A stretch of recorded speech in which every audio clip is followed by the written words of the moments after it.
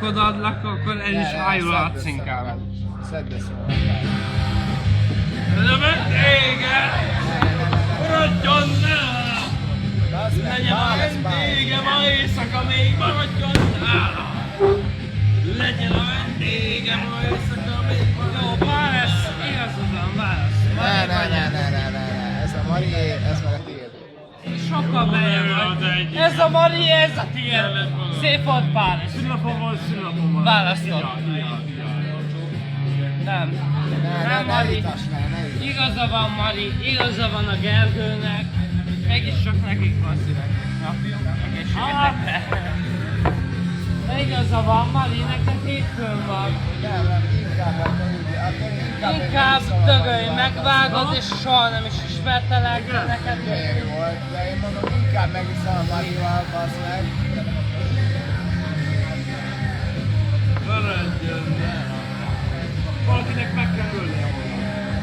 Én elbasztam Pál lesz, vigyál tekiláték fizetem. Ez a szomorú igazság. Vágod, valakinek meg kell ölnie magát.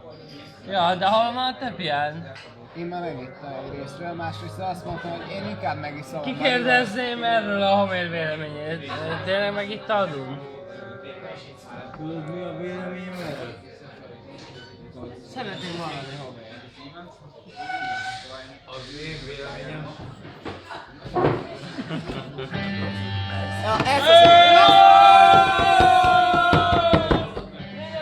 Stormy Mayday! Ennek csak kétszer volt homér. Gyere, ígyunk volna. Ne rúgod, bassz meg, majd normális. 80%-ban akkor tényleg is. Ezt akarom be is látni. Stormy Mayday, ez az. Shit van a player, vágod? Shit van a player, vágod? Meg.